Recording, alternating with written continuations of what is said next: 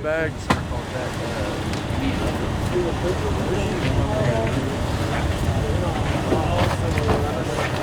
Except I forgot my hitting shoes. Nice. Yeah. Yeah. Attention to detail now. Looking pretty detail oriented. You're not supposed to use your travel shoes to hit. You're only supposed to travel. I am traveling to hit. No, you're not. I guess they're now our hitting and travel shoes.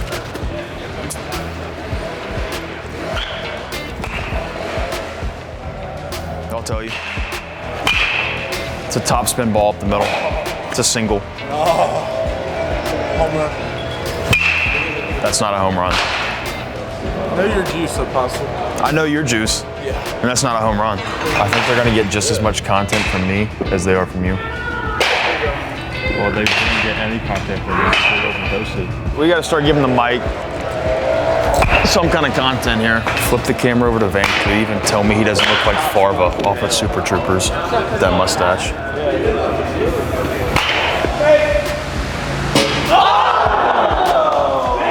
Alderman, pick him! Let's go! I'm not really in the physical warfare. Psychological warfare I'm really good at. And I am in Kemp Alderman's dome, and it is easy. It's Michael Spears petty level to 1,000. You know, last year I talked about, I saw from the Indiana coach, earmuffs and blinders, right?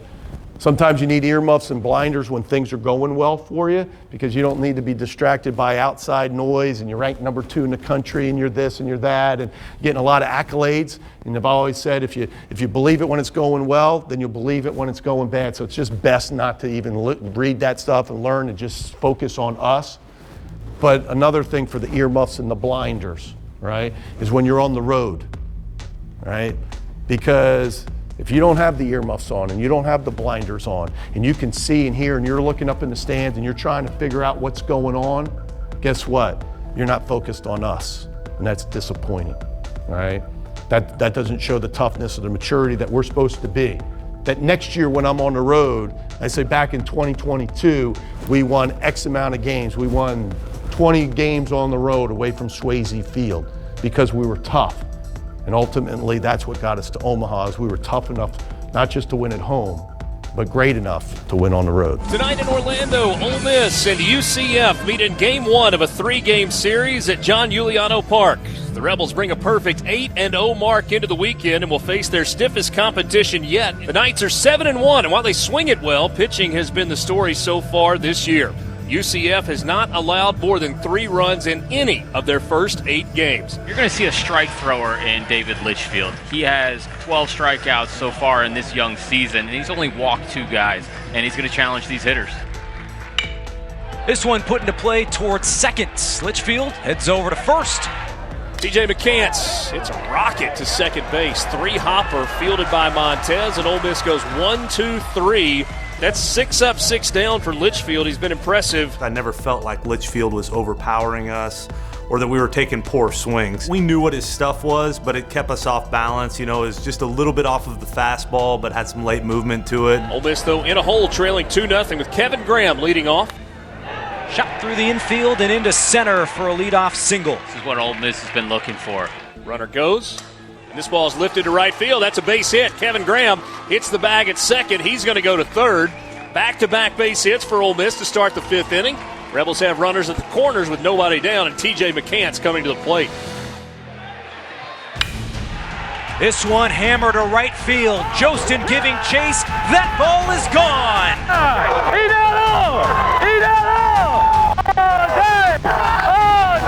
Initially, I was just thinking to myself, is this ball going to get over? Because the wind was blowing straight in, so I was like, I don't know if I'm like that or not. It was a really intense moment for us. We were down 2 runs, and that home run put us up 1. And my family was sitting right above the dugout with the rest of the Ole Miss fans, so it was just a really nice moment for me to experience that and get hyped with the fans.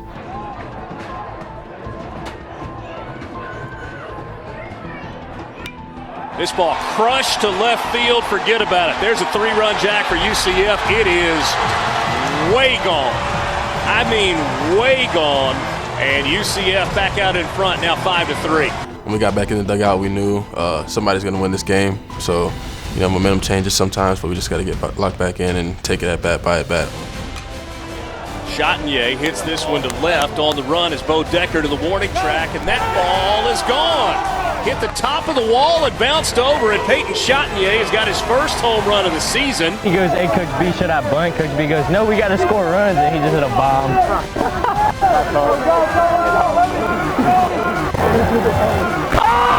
Another one. Drilled to right field. Jacob Gonzalez says, how about we go back to back? You see the first one go and you're like, there's no way, not again. Boom. Then all of a sudden you're like, no way Tim can do it. And this one, crushed. There's no way! There's no way! Oh my God! Oh my God! In a weird way, we all kind of knew Tim was going to hit a home run, though. The energy in baseball is such a momentum game that, like, we just knew it was going to happen. That was unbelievable. No, I've never had that happen.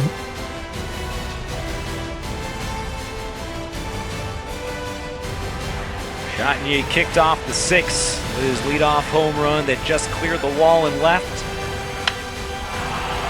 And he hammers another one to left field. Ole Miss back on top. I wasn't sure if it was going to be fair or not. It was kind of hooking. It probably would have changed the whole AB for me if that would have gone foul, but I just threw a fastball and I luckily got a good swing off. I don't know if it so much finds him or if he wants it. I know he's always got the great attitude and he's always trying to make the best play.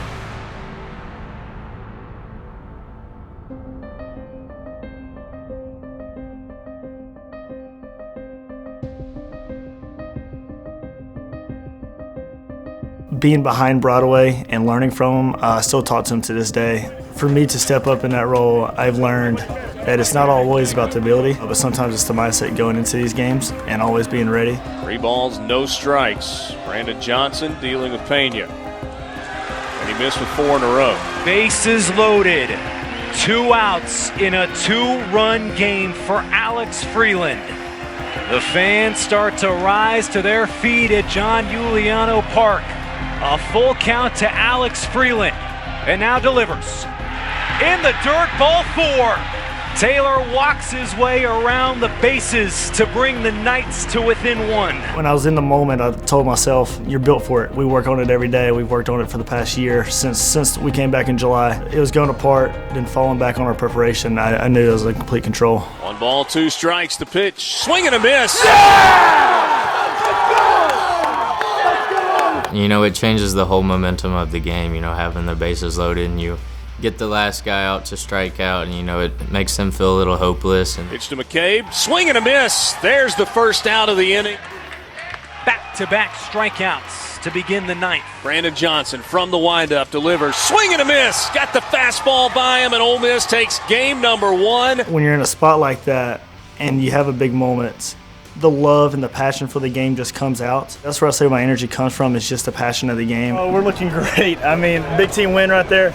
Couldn't ask too much more from the offense. I mean, boys have my back. They have belief in me the whole way. Keeps you going all the way. There ain't too much more to say. Getting ready for game 2 tomorrow.